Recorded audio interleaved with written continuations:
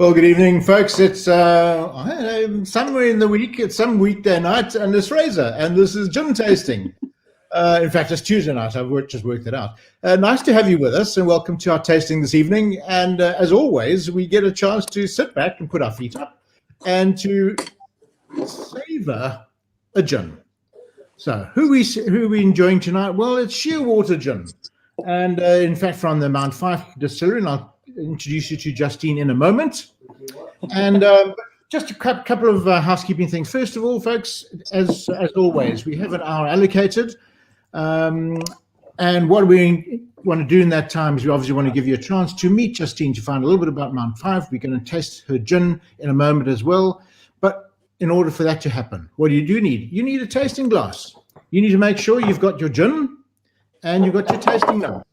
So make sure you get all of those. And that you're ready, and maybe you got a mixer as well there, which is brilliant. And as always, folks, we really enjoy the interaction and the comments and the questions and the feedback that we get from you as the evening goes on. So as always, just put them into the comment section on the right-hand side of your screen, and we'll make sure that Justine gets to see them and time to respond to them as well. The reminder, of course, is that the QR code is on the back of the box, so on the back of the bottle. So if you're wanting to order full bottles, that's where you go with your camera. But enough from me. Let's get into it. Mount Fyffe. Can I just say before we kick in, Fraser?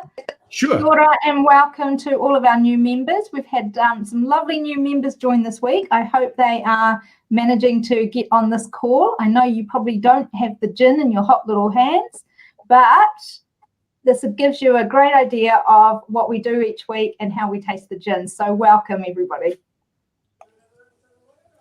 Thanks, Sarah. Yes, indeed. It's always lovely having our new members joining us. And you'll get to know that it's a fairly informal corridor where we sit around and we just talk and we get to know a little bit more about the backstory of our different distillers. And of course, you get to hear from them of what magic has gone into the gin that you're tasting.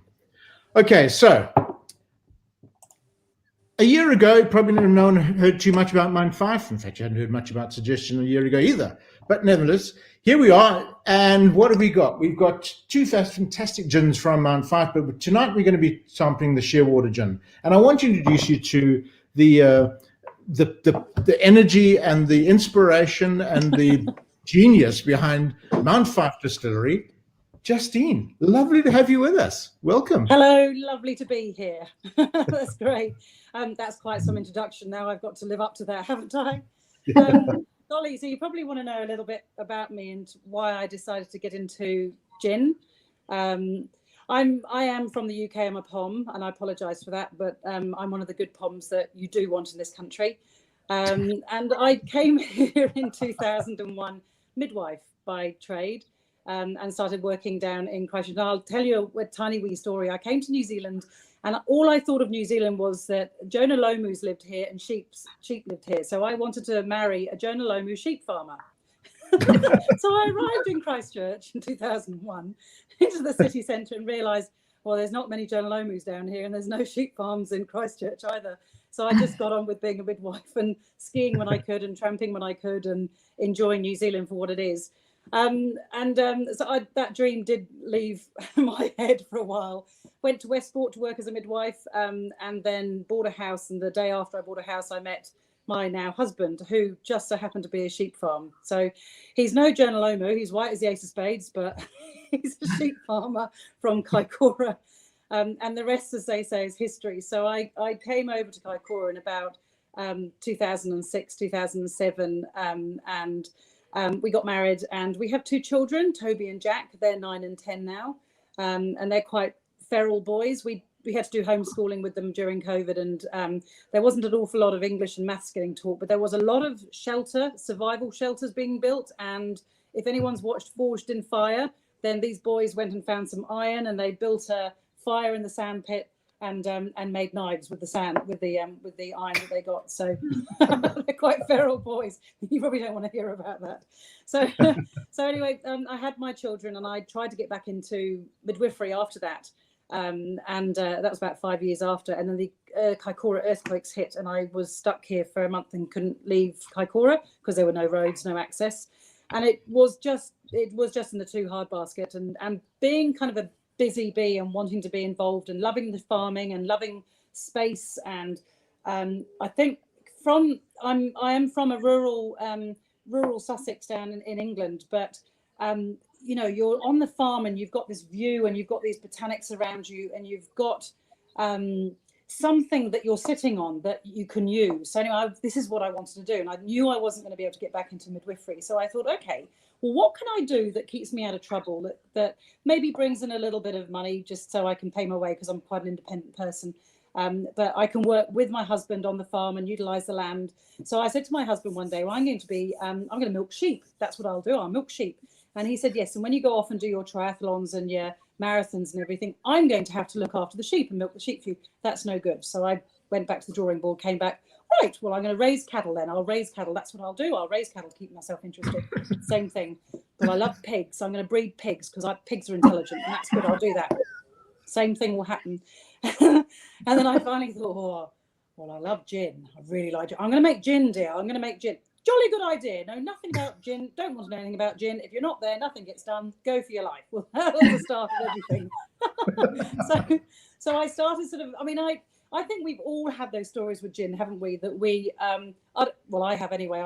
I do like my booze.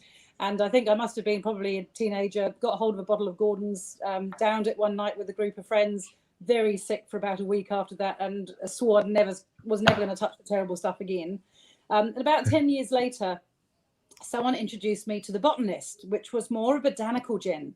And my love for gin blossomed again from there. And I suddenly realized you didn't have to put lemon in gin either. You could start putting different things in gin, which made gin taste differently. So all of a sudden we were putting cucumber in Hendrix, and it was wonderful. It was almost like a light bulb moment that, oh, there's all these things that you can do, and look at all the botanics that you've got going on all these clever gins, and you literally you shut your eyes for a moment and you open it up, and the world has exploded with gin. And being in the UK back then, there was, I don't know, 200 or 300 different styles of gin, all using lots of different botanics. So the love affair of gin started sort of probably back in my early 30s, I'd say. So when I thought about, all right, well, I can make gin, I think I might be onto something. I love botanics and I love botanical gin. I don't like Gordon's, so I want to do something different from Gordon's. I don't want to be a Gordon's maker.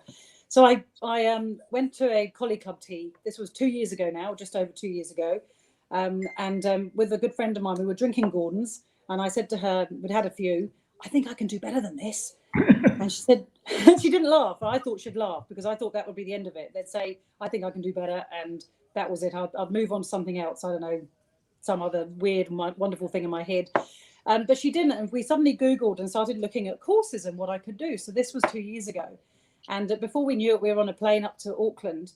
And we were doing a course with Alembics with Jill McVenny, which is she's a wonderful distiller and a font of knowledge when it comes to botanics. And she absolutely lit my fire as far as the potential for what you're sitting on just around you in your garden, in the paddocks, on the mountain, near the coast, everywhere in between. There are so many botanics, and particularly in New Zealand, we have an incredible amount of native botanics that we use in our gins. And we all know that when we look at little bitty or roots, the things they put, gorse flower. One thing my husband said, don't ever put gorse or broom in your gin, otherwise go for gold. So I'm afraid you'll never have gorse or broom in my gin. So it all started 2 years ago. So I went on a course up to Auckland. I purchased a small little still, and it was a 3-litre alembic still from Portugal. And what that allowed me to do was started experimenting just with the real basic classical London dry gin, just to see how you make gin. Can I make gin? How do you make gin? And I think the local liquor store, now when you're from a small town, everyone knows everyone. And I think they thought I was an alcoholic because I'd go down and buy 5 or 6 litres of vodka, absolute vodka when it was on special, every time I could, and use that. Because obviously when you start making gin, there's an awful lot of hoops you have to run through. You have to get licenses, you have to get your excise customs going, your area going. There is so much to it. So buying vodka to start with, just to see how you go, that's the best way forward. So anyway, so we were just trialing, I suppose, lots of different botanics. I started off, I guess my big thing, that being a one-person band as well, I've got 2 young kids, we're on a busy sheep and beef farm, my husband's very busy, and we have no parents around us at all, so it really is, it's just whatever spare time I had to work on the gin I had. But my whole idea was, I think I was really inspired by stories, so the likes of Little Biddy. And the reason why I love Little Biddy is because their story behind, with the 2, you know, the pipe tooting, smoking old Biddy, and the 2 twins that forage in the forest around Reefton. It's so clever, but it is so intriguing, and it draws you into that gin. And when you drink their gin, you really get a feel for that story. So I think right from the word go, I know nothing about gin. I'm a midwife, and then I'm a sheep farmer, I'm a mother. And here I was suddenly making little batches of gin. But what I did know is that I had to be really inspired or have real passion behind what I was doing to make this work. Because if I had passion and what I was doing was inspiring myself, then that would hopefully mean other people will get that when they wanted to try my gin too. So that's kind of, I guess, in a nutshell, as far as the reasons why I wanted stories behind my gins. So I started off with Woolshed gin. And this is, we haven't got Woolshed in your box. Not this month, maybe another month. Not saying anything, Sarah, Fraser, we'll see. But Woolshed was my first gin, and that's it's a contemporary gin because it's very botanical, but it's a dry gin too. So how I do my gins, I purchased a bigger still. So I purchased a still called Bruce. And he's a 40-litre alembic copper still. So we're talking really small batch here. I hear of, you know, some distilleries are there and they talk about, yes, small batch gin, and they've got a 200-litre still. And to me, that's massive. And I can't deal with numbers that big. So my 40-litre still, it's really small. I make 34 bottles in one batch, which is perfect because I can handle everything. I can lift everything up for the cleaning, for the sterilizing beforehand, for everything. It's very manageable for one person's band. So Woolshed was my first gin that I went to, and the story behind Woolshed really was that it had to be a farm gin. So I wanted to find botanics that worked really well from around the surrounding area. So looking at things like Canuka, mint, rosemary, elderflower, all those kind of things, and it created a very botanical gin. It took me about 23 goes to create Woolshed gin, and I love it. It's very bold, very botanical.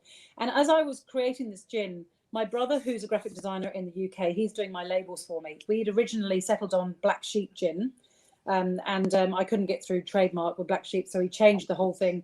And as I was working on this gin, I said to Andrew, I can't just launch with one gin, you know. Look at all these gins that you've got. Everyone's got 2 or 3 or 5 or 10 or whatever. I've got to have at least 2. And my brother was saying, but it's only you. Just remember, it's just you. Why don't you just concentrate on one? No, I said, look at where I am. I'm in Kaikoura, and Kaikoura signifies everything to me is mountains and sea. Everyone that comes to Kaikoura looks at the whales and they look at the mountains. From viewing the whales, it's all about the mountains and the sea. So I started looking at, once I'd perfected my Woolshed gin, I started looking at what else could I do? Because I've got lots of spare time. And I came up with, well, let's create a gin that's all about Kaikoura and all about something that's really unique to Kaikoura. So this is where the story comes from about the Shearwater gin. So this is the Shearwater. Oh, my screen. My Shearwater. I've got a really big bottle. I know you've got the little bottles here, but this is my nice big bottle here. And the Shearwater gin is all about the Hutton Shearwater bird that resides in Kaikoura. Now it's endemic to the Kaikoura. It's unique to the Kaikoura area. These little guys, one right here, they nest in the mountains, in the Kaikoura Seaward Mountains, and then they travel to the sea to feed, and then they come back up to nest in the mountains. So to me, the story had to be, I had to use botanics that were mountain botanics and then seaweed from the Kaikoura coast. It really simple. When you make a gin, I'm sure most of you here that will be viewing this know that gin is all about juniper, and it's all about fractions. So you've got your juniper, you've got your coriander, you've got your angelica root. You might have orris root to combine the flavors, and then you add all your other botanics and you create your gin. So it's really, it's wonderful. And I'm sure there are so many home distillers out there that give this a go. And I think COVID's given a lot of people an opportunity to give this a go. And it's such fun. So Shearwater has those 3 botanics in it. And then I thought, well, let's keep it really simple and just see what the flavors come out if I just put mountain botanics and seaweed in it and see how we do. So I went foraging on the coast. This is a no-no. And in these bottles that are now commercial, it's all commercial. So please, these haven't been foraged from the sea or the high tide mark. They haven't been washed up in seaweed. But when I was experimenting, I was wanting to get the Karengu seaweed, which is only found around the Kaikoura coast. And it can only actually be harvested by one licensed harvester in New Zealand from the Kaikoura coast. So I foraged for a little bit of seaweed, and I foraged for rose hips in the mountains and also blue borage in the mountains. And we get blue borage quite near the farm too. So those are the 3 other ingredients that go into this gin. So it's a really, really simple gin, and it worked. 3 attempts is all it took. I couldn't believe it. And so as soon as I found the flavors, and it's an oceanic flavor. It has to be. It's got seaweed in it, but it has no citrus in it. And if I'd put citrus in, it would have changed the profile of the gin. So it hasn't got citrus. That's up to the drinker. If they like a citrus gin, go for gold with lime, lemons, orange peel, grapefruit sodas, grapefruit tonics, whatever you want to add to it. But it is very oceanic. You've got that salty oceanic profile really coming through. So I was very fortunate to bump into Martin McDonald, who's the local seaweed harvester in Kaikoura. He lives in the Sounds, and he gifted me for a few bottles of gin. He gifted me a kilo of seaweed, and that's what I've been using to make my Shearwater gin.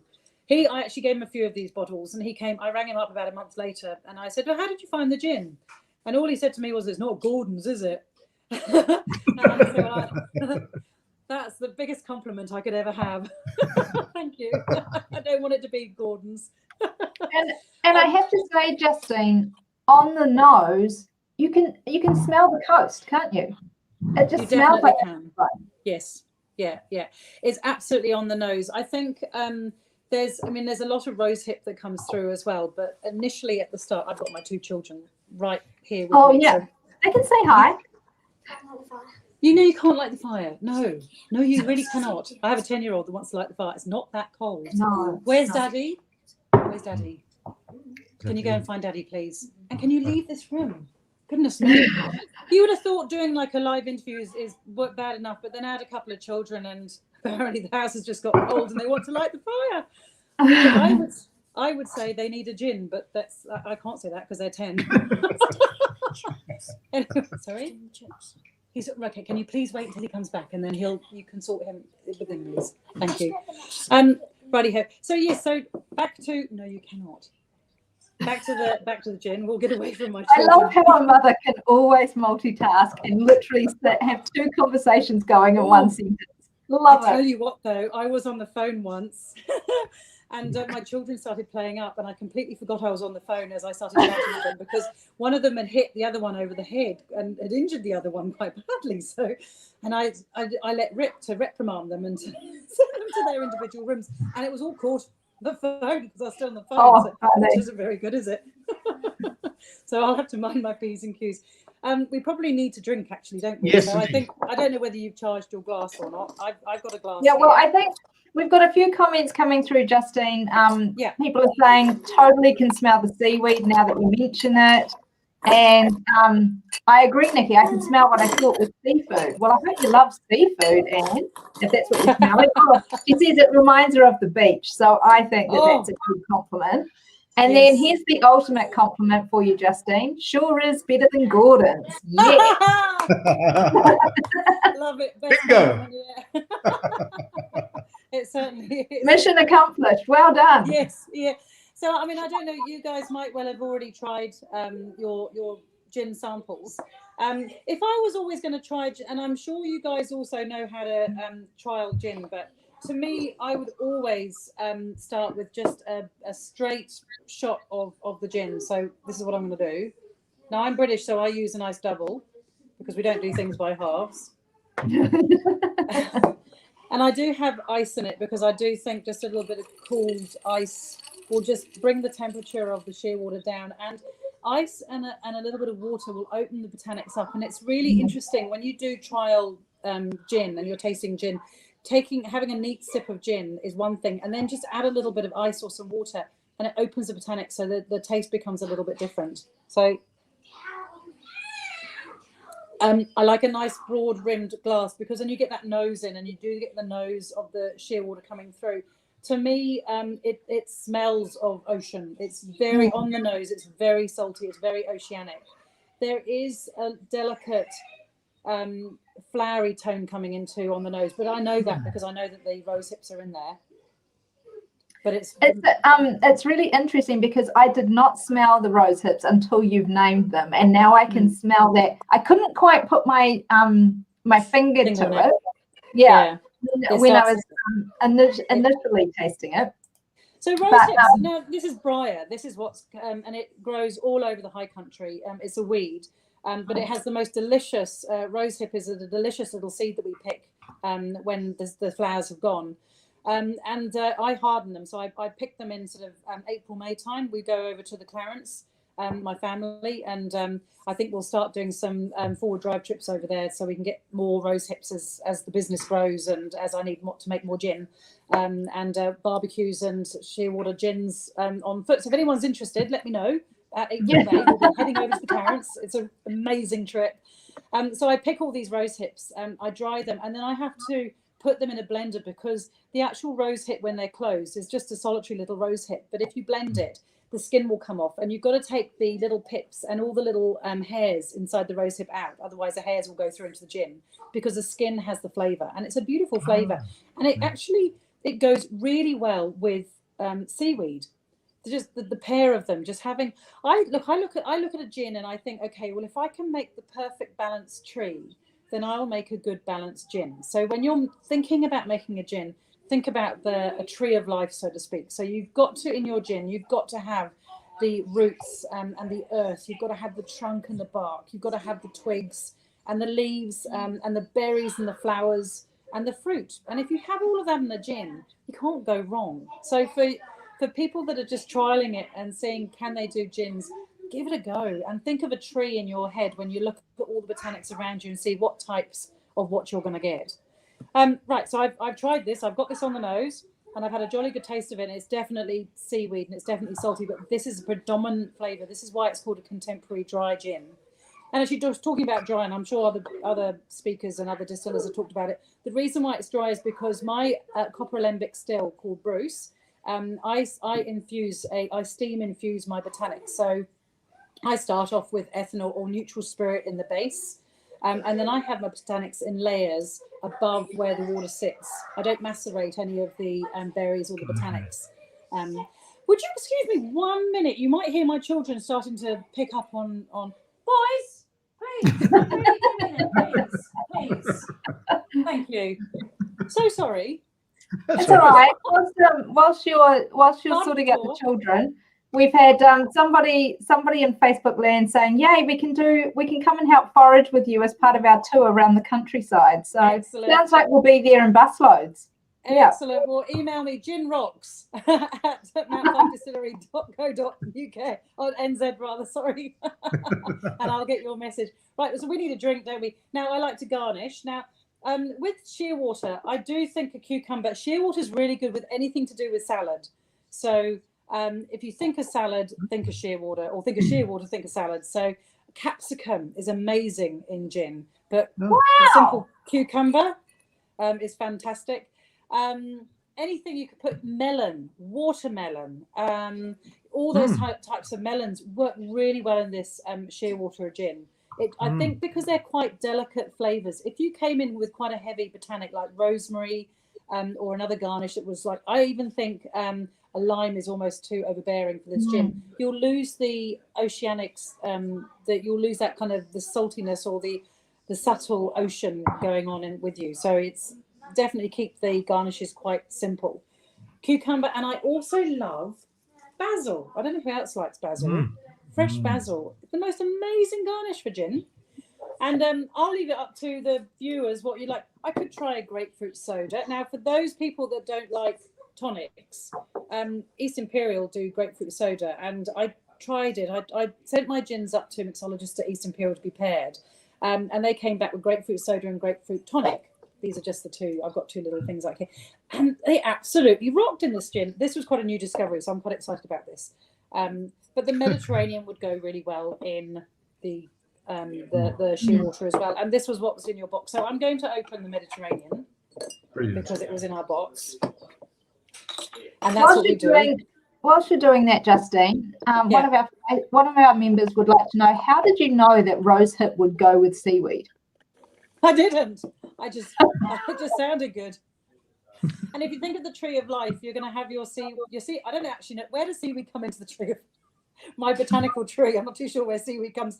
I think it's probably earthy. It's around there. It's probably everything.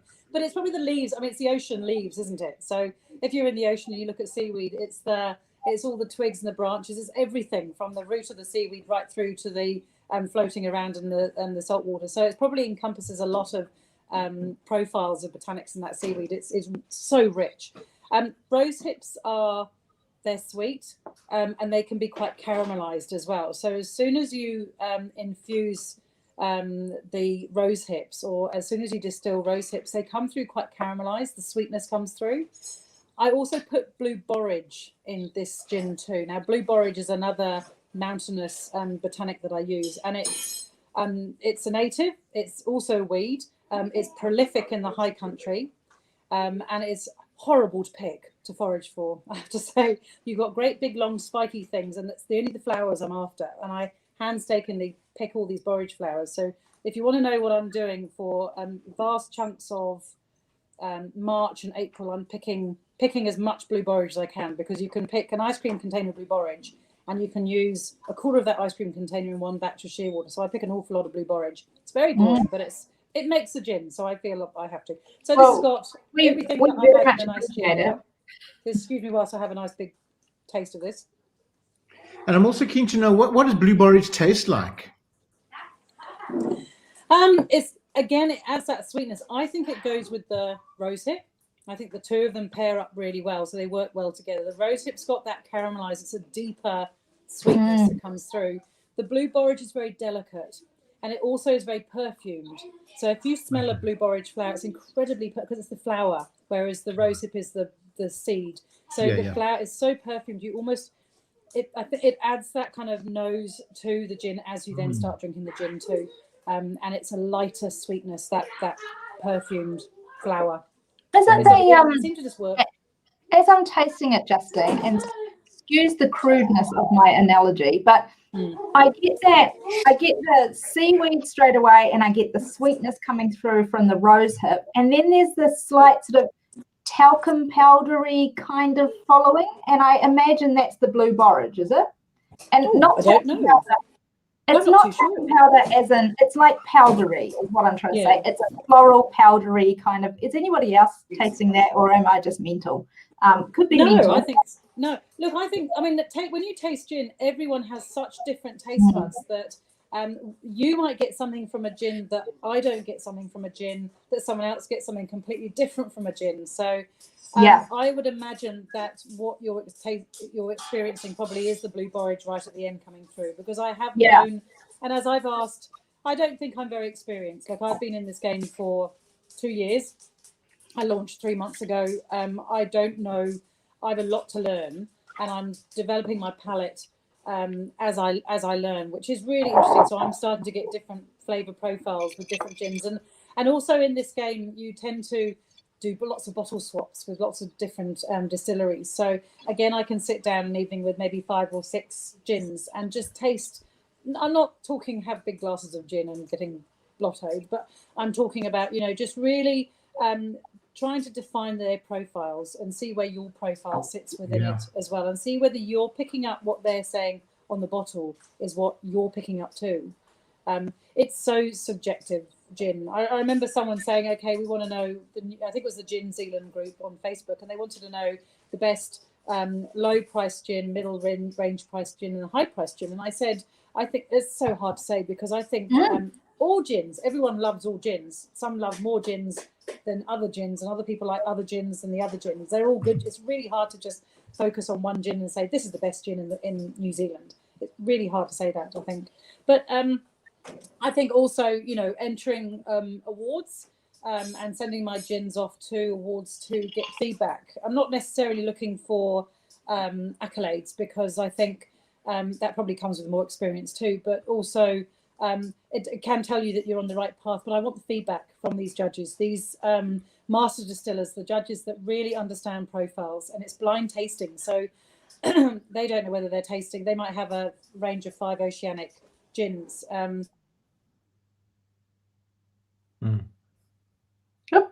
Have we lost her? And where does my gin? Here we go. Still? You just so dropped out for a second. Yeah, we did. So it's really interesting how when you're looking, you're looking at gins, and when you say that you've got that kind of talcum powder, or that kind of, I think it probably would be that perfume flavor coming through right at the end for you. That's what you're tasting. But that's, I love hearing things like this. I did, so it wasn't that long ago when the Spirit Awards, this 2021 Spirit Awards were we could enter them, and my gins weren't ready, so I entered emerging product, and that's all I could do. And I knew that was at the end of June, and then I launched a week later, and then I did a week later Gin Indulgence, which is a big gin festival in Christchurch. So within 3 weeks, I went from the most incredible Spirit Awards, where I did happen to win the Emerging Product Trophy Award, which I couldn't quite believe my eyes. Could I, Fraser? I was sober as well. I didn't want to drink too much, so I could soak it all in and remember every single moment.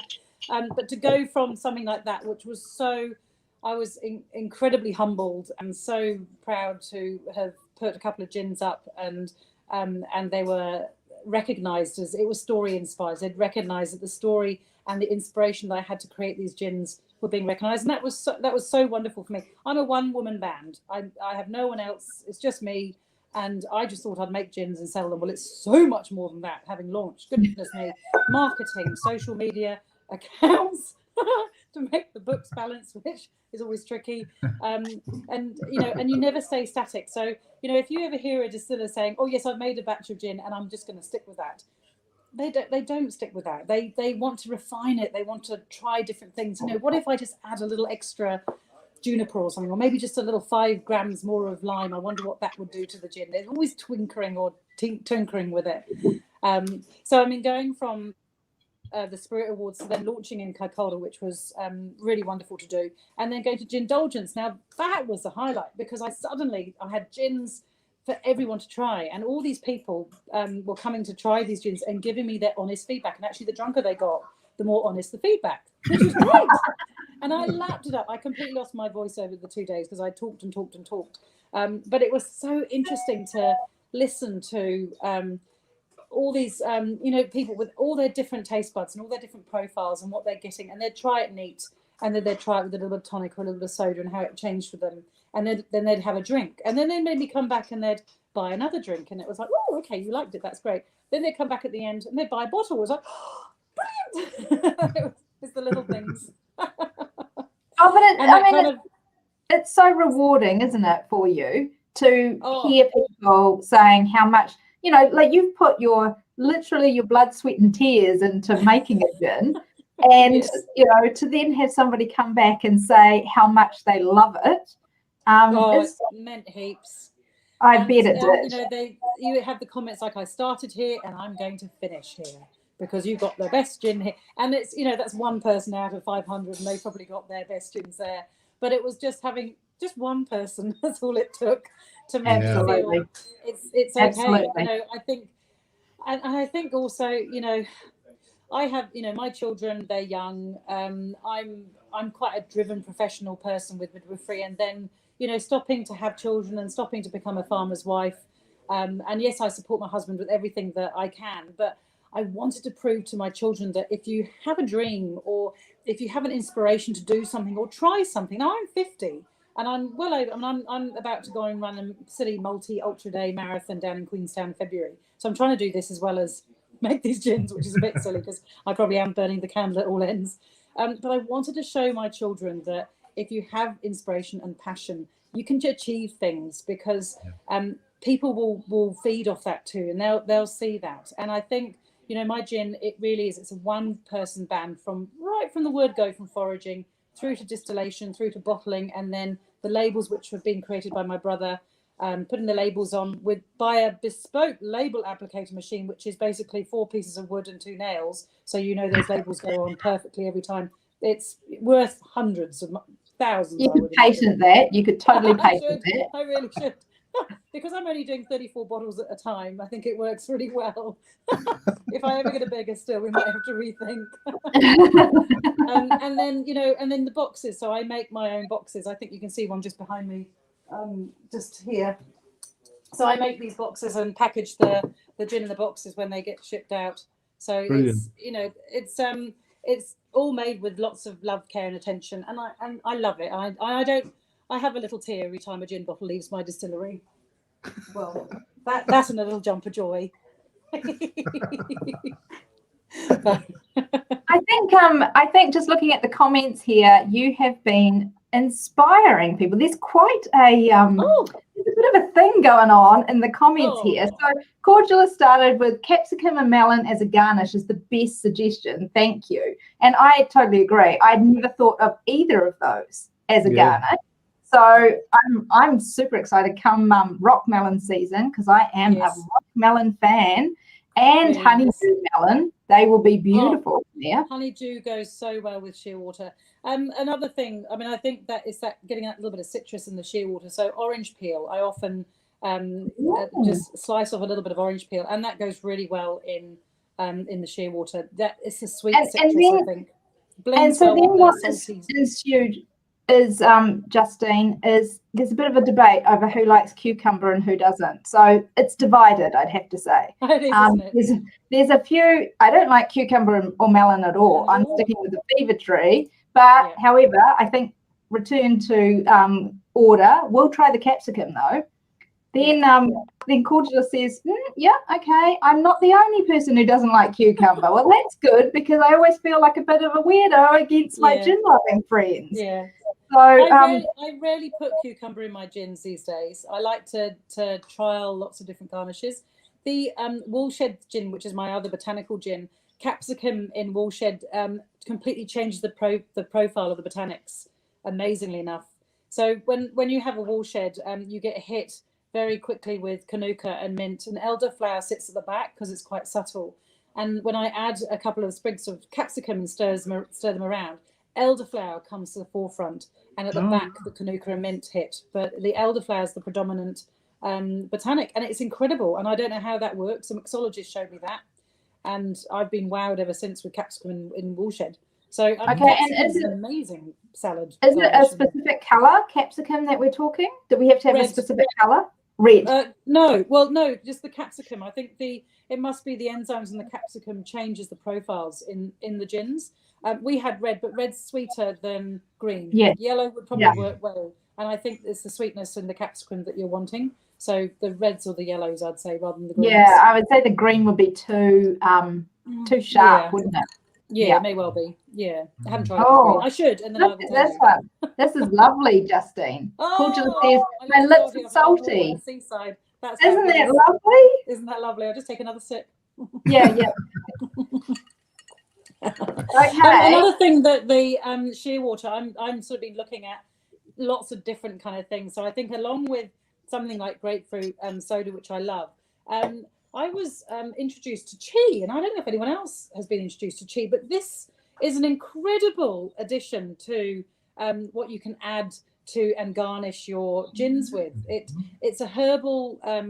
It's got lots of little herbal. I can read them all out, but they're all right here. Yeah, 30 or something, isn't it? Yeah, I don't like sugar drinks. I prefer the low sugar drinks, but diet chi doesn't do it for me. It has to be full fat chi with all the sugar in it, because it contains all the goodies, and it does react really beautifully to gin. So chi in the shearwater go really well. And that's so good to know, because I've been playing with chi as a mixer in some other gins, and I would definitely try it. Yeah. Oh my goodness, look at and you know what I'm bringing these out, don't you? Because we've just had Negroni week, which was last week. So Negroni is a drink where you have 1 part gin, 1 part Cinzano Rosso or Vermouth Rosso, and 1 part Campari. It's never shaken. It's always stirred with plenty of ice and a big chunky slice of orange goes in it, and it is divine in shearwater. Absolutely rocks the shearwater. I think it's because of the oceanic side of the shearwater. It goes really well. So that's just another idea for those that want gin cocktails. Well, that's fascinating, because I wouldn't have thought to put shearwater in a Negroni. You should try it. Because of I can imagine now that you're saying it. I'm like, okay, that saltiness would really offset. Because you've got sweet and sour and the salt, and with the orange with the sweetness with the orange as well, the whole lot combines beautifully, and it's just, you've got this wonderful botanical party going on in your mouth. But all the flavour sensations, like a good cook should have in a good meal, are all there with the saltiness from the seaweed. Yeah. Okay, Portugal's got a question for you. She says, I pick up caramel or something similar. Am I dreaming? Yes. No, not at all. So the caramel is a caramelization of the rose hips. So those rose hips, which are quite sweet, when I distill rose hips, they come through and they give you a caramel aftertone. That's at the back of the profile. So your oceanic saltiness is at the front, and then the caramel rose hips will come out the back. So that's where you're getting that from. Yeah. Yeah, lovely. Lovely. And then somebody's asking, what about kombucha as a mixer? Have you tried that? Never tried it, but yes, I reckon that would. The one thing, and I'm a really big advocate for, is you have to treat gins with respect. So particularly these botanical gins, don't have too overbearing garnishes or tonics or sodas or things in them, because you won't get the gin profiles coming through enough. Now, I'm a big fan of staying well clear of Schweppes, and I do apologise, and I struggle when I sell my gin to bars and hotels, because I know that they're going to use the Schweppes machine with them, and I hate that, because you just don't get the real essence of a gin. I've only just, having launched 3 months ago, I've only just started exploring with the likes of different grapefruit tonics and things like that. I've only just started exploring with this, because I've stuck with refreshingly light Fever Tree, not even Mediterranean, but refreshingly light, to keep it so simple, because I wanted the gin to shine. I don't want the tonic to shine. I don't really want the garnish to shine. I want the gin to shine, but I want them to enhance the flavour of that gin. That's right. And I don't know, kombucha would be really interesting, because kombucha can be quite a complex flavour, and it may confuse the botanics and the gin, but it'd be worth checking out and trying. If you're a kombucha lover, give it a go and see, and let us know. Okay, so we've got somebody asking what is coming in your... We know you don't sit still, Justine, so what's in the pipeline? Well, I know definitely in the pipeline is creating gift boxes with these 2 gins, so that probably seems quite boring, doesn't it? But these little bottles, which are coming next year, they come in the little ones too. So this is the big one. Yeah. So what I want to do is just 350. Yeah, 375. So it's exactly that way around. So exactly half. Right. Yeah. So it's I do want to just make gift packs. So there's 2 smaller bottles in a gift pack, and more for the tourists probably that are coming back. But I have been intrigued by some of my distillery friends about the use of Pinot Noir barrels, and I will leave it there. So I do like playing and seeing how things work out, and I'm very intrigued, and having tasted a lot of Pinot Noir barrel or slow barrel gins, I love their flavors and the richness that comes from them. It changes the profile completely, and I'm really interested to see whether I could do something similar to that. But yeah, we'll wait and see. I do. It's really important though, and I know I've had a lot of distilleries and the bigger distilleries saying you have to keep keep things on the straight and narrow, keep true to what you want to do, but you do have to don't just be boring, and don't just stay with the things that you know. You've got to work outside the areas as well, and just trial different things. So what I can, I'm busy. There's a lot going on. I've got young children and a busy farm life here as well. But making gin is such a passion, and I love it so much. And I'm as excited as what I can produce next out of my little distillery as the next person probably. Who knows? Wow. Well, Do you have it in many bars at all or not at the moment, Justine? So the gin's in Gin Bar in Christchurch. Yeah. It's in the Vines Village where you can have a drink up in Blenheim. I'm approaching Hamler Springs shortly. It's in a couple of distilleries, a couple of liquor stores in Christchurch too. It's down in Arrowtown. Right. And it's just about to go into the newly refurbished Amberley Hotel in Amberley down the road. So it is quite local still.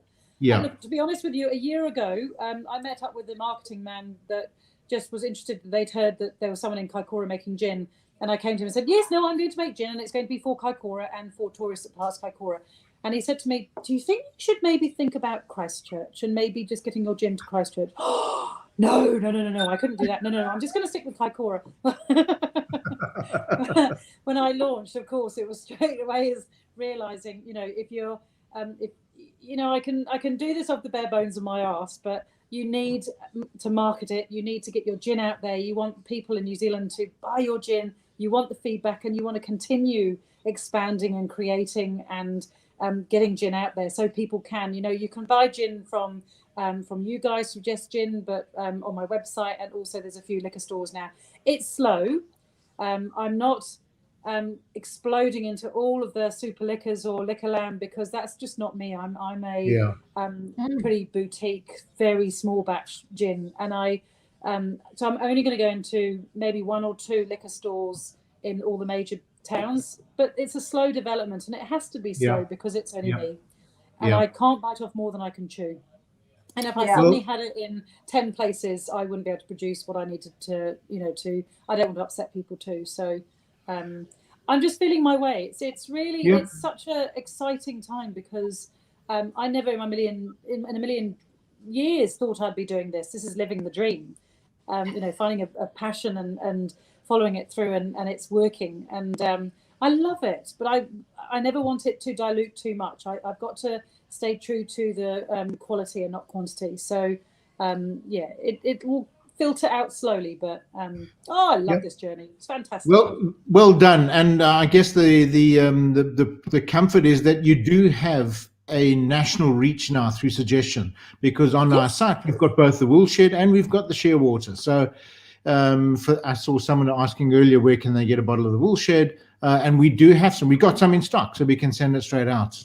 Well, can I just say one little correction to that, Fraser? Because Justine and I were just having a little talk before we went live, because our order is actually on its way. It's not with us just yet. So if you want to order Woolshed, just flick us an email, hello@suggestion.co.nz. We'll make sure that we have it. You can go ahead and order the Shearwater tonight. There's no issue with that. But Woolshed, you will need to just pop yourself onto our waiting list for that until we get the stock in for that. So very important question though, Justine. Where do you find the time to distill? Are you staying up till 3 a.m. every night? My husband would kill me if I was. No, I find time. You sound like you have. Yes, I was going to say you sound like you live life at a pace. Yep. Yeah. So we're up at. If I'm doing a distillation, I get up at 5 to, and I've often prepped the still the night before, and I get up at 5 and get going with it. So it's done and dusted by midday, which means I've got time to sort the kids out, do after kids school activities, do meals for that evening, and get ready for the next day. Do a bit of farming if I need to do that, and do some training. So there's plenty of time. And because at the moment, because my business is only 3 months into it, I'm only distilling 2 to 3 times a week. So those other days I can get on my bike for 4 or 5 hours instead of distilling. Easy. Plenty of time. Yeah, as you do when you have spare time. You just jump on your bike for 4 or 5 hours. Yeah. Hilarious. So let's hear from some of our members that are, absolutely, love your passion. But let's hear from some of our members that are tasting and sampling this. I don't know about everybody else, but I'm sitting here going, Justine, you've been in this game for 2 years now. That's it. Never distilled a gin 2 years prior to this. And this is what you're producing. And it just blows my mind. This is exquisite. It really is. This is my kind of gin. For those of you who know me, my palate is unusual, I suppose, to say that. So I like things that are a little bit different. And as soon as I even smelt this, I was like, I'm going to love this gin. I am going to love this gin. And when I tasted it, I was not disappointed in any way, shape, or form. And it's just beautiful. And can I say, here's a big plug for you, because I bought a very expensive bottle of Japanese gin with some seaweed, like seaweed sort of flavors and botanicals in it. Very expensive bottle, and yours knocks it out of the park, I'd have to say. It totally does. That's good New Zealand seaweed there, you see. That's it, right? Yeah, from the Kaikoura coast. That'll be a thing. Yeah. Well, I great think with bluff oysters. Whoa! It probably would, actually. It would go really well with bluff oysters, wouldn't it? Yes. If I liked oysters, but yes. Yeah. Oh, thank you. I think, the other thing to producing 2 bottles, that's my son, sorry, producing 2 different types of gin was to have different blends. So, the Woolshed was very botanical, and the Shearwater had to be very different, because if you don't like botanical gin, the chances are you're going to love Shearwater gin, and vice versa. Okay. So I captured the whole market. Yeah. Clever. Clever. Absolutely clever. Yeah. Yeah. It's a very different gin. I mean, it's lovely. My child whispering in my ear in the background at the moment. My ice is melting. Quick, Mum, you better drink your drink. Thank you, I will do. Always, I love it. It's too much fun. Yeah. Never stop. Yeah, absolutely. Absolutely. My parents, when I told them this is what I was going to do, they thought I was completely bonkers. And they said, "Oh, Justine, we have so much gin. We don't need any more gin." I said, "In the UK you do, but in New Zealand, something completely different." Right for the picking, right? Yeah. Well, this was 2 years ago. Do you know, even a year ago, there were only 30 distilleries registered with the Distilled Spirits Aotearoa, and there's now over 60. So that gives you a bit of an idea as to how this industry is expanding at a rapid rate of knots. And there's some really amazing gin coming out too, which is so fantastic. It's wonderful. Oh, this is an interesting comment from Cordula. To be honest, didn't love the smell. It reminded me of paella, which is a bit too odd for my brain, but totally get behind the taste. It's so funny, isn't it? We're all so unique. Definitely. Very subjective. I must admit, when I smelt it, I knew what I was kind of in for because of that Japanese gin. And so I was like, "Oh, could it be? Could it be?" And then I tasted it. I was like, "Oh, wow, that's even better than I thought." So very exciting. Oh, and I think I'd agree with Cordula's there. I mean, on the nose for me, it was quite strong, but the actual on the palate and the so flavors and all the profile that were coming through, delicious, absolutely delicious. Yeah. I think actually another thing very quickly to note, and that is when you talk about palate and you talk about the smoothness of a gin, I think what's really important, particularly if there are distillers out there that are home distillers and they're just starting out, you have to start with a really good baseline. So your vodka, Absolute vodka, when it's on special, it's probably the best base to use because it's a good 40% ABV, but they would have started with the best ethanol to make it to that 40% ABV. So that creates a very good gin base for you to then add flavour to. But when you're distilling your own gin, now I don't do the whole process from the start, so I don't create my own ethanol. And that purely it's not just a space thing, it's not just a money thing, but I'll never, with my experience and the monies I have got, I'll never get to the level of alcohol by volume I'd need to get to create the best ethanol to start with, to then bring it to 40% and then start my whole distillation process. So you really do need, for that smoothness, to have an ethanol that's going to be above 96%. And to make that, you've got to have what Little Biddy have got going on and what Codrona Distillery have got going on. They've got multi-million-dollar stills that they can use the wheat and mash and create the ethanol, and they get it above 96+%. So my ethanol comes from Southern Grains Distillery in Kaipoi, and it's a sugar-based ethanol. And that's what I get. So it starts at 96.5%, and I bring it down using the spring water from the farm to 40%. And then that's what I use to create my gin. So up until I met Ben from Elemental Distillers, which you guys are hearing from in a couple of weeks, I was quite apologetic about that. And I was like, I'm so sorry. I'm kind of a half gin maker, really, because I don't make my own ethanol. I'm really sorry. And he said to me, and it stuck in my mind, never apologize for that. What it shows that you understand that if you want to create a smooth, well-rounded, well-bodied gin, you've got to start good, and you've got to start with a good ethanol. And unless you've got masses of land and masses of money and masses of time and influence and the know-how, you need to buy in your ethanol to get your good base, and then you work from there. Create your gins, get your base, get your market, what you want. When you've got where you need to get to, if you want to then go that next step and create your own ethanol, then that's the time to do it, because you know you have a product that will sell at the end of it. But start the way you have and then move on to that, which is it was really nice to hear. And Jill from Alembics, she also agreed with that and said, get your flavors and botanics, understand the gin flavors and profiles first. Get a product that you want to sell to the market, that people want to buy because it's good. Then look at things like that, because I kept saying to her, I want to do the whole thing and be romantic, paddock to plate, everything. But and for one person to do it's no way. No way. Yeah.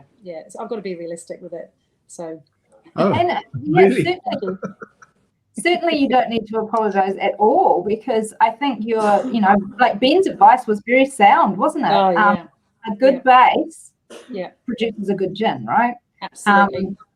And we see that time and time again.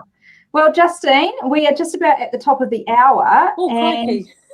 I know. Time flies when you're having fun, doesn't it? I can talk the hind legs of a donkey. So people have absolutely loved this session. We're seeing some comments come through now, loving your passion and how open you've been with sharing your journey, which our members absolutely adore. And it has been an absolute joy to spend an hour with you sampling this stunning Shearwater gin. I would hold my glass up, but it's pretty empty now, I've really enjoyed my sample, that's for sure. Somebody's just asked, does any of your UK friends and family get to taste your gins? Yes. Thank goodness. Yeah. How do you get? So I sent a load over to my family and my best friends over there, which was really special, and they loved it. It was lovely for them to see what I'd created over here. Different palettes. Amazing. Really interestingly enough, a lot of them came back saying, particularly the Woolshed was quite peppery, whereas I've never heard of a peppery palette or a peppery note coming through before. And I wonder whether that's Kanuka mixing in, that they're just not used to. Some of the New Zealand native. I sent some over. Had to. Brilliant. Absolutely. One last comment from Cordula. Ngā mihi, Justine. This has been amazing. Make sure you share the details of the foraging sessions. Cordula's lining up, ready to forage. Excellent. We'll have some suggestion members down there helping you out. That'll be great. Yeah, that'll be brilliant. Okay, well, everybody, that wraps up our session for this evening. Please join me in thanking, as you have been, Justine from Mount Fyffe Distillery. We are so lucky to have had her join us for this tasting and have her gin in our box, the beautiful Shearwater gin, because as she said, she's only been going 3 months and we've already got it in the box. That's amazing. So it's been an absolute joy, Justine, having you join us tonight. It really has been. And as everyone said, thank you for your honesty and thank you for sharing your journey, because we understand how hard this is to produce these beautiful drops of gin that we all get to enjoy. So as always, everybody, if you loved the Shearwater gin, please make sure that you scan your QR code, or you can go directly to Mount Fyffe's website if you would like to do that. And we also have the Woolshed gin as well. It will be coming. So if you want a bottle of that, hello, at suggestion.co.nz will get you a bottle and put on our waiting list. It shouldn't be too far away, although we are still having a few delays with couriers. So on that note, Justine, once again, from myself, Fraser, and all of the Suggestion members, thank you so much for being with us this evening and sharing your gin, because we have really loved it. I think it's a super special gin.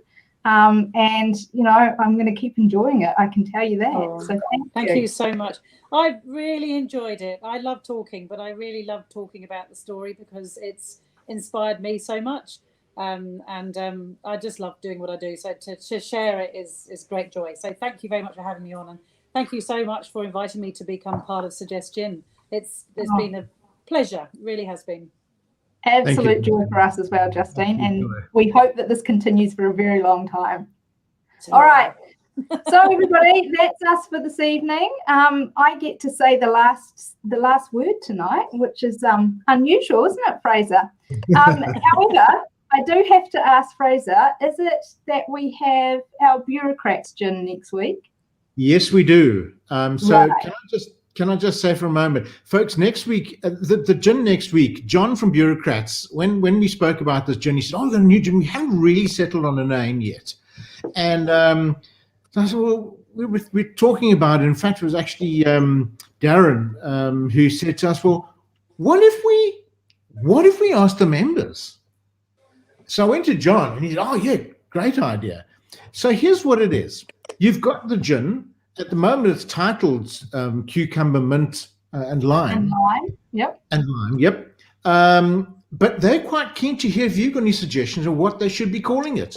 So it hasn't been widely released yet. I think they had a Gindulgence and had some sampling there. But other than that, it hasn't been released yet. So give it some thought, think about it, turn up next week with all your creative juices going completely nuts, because we're going to actually have a fantastic tasting with John, and we'd love to hear what your suggestions are and what we should be calling it. So that's next week.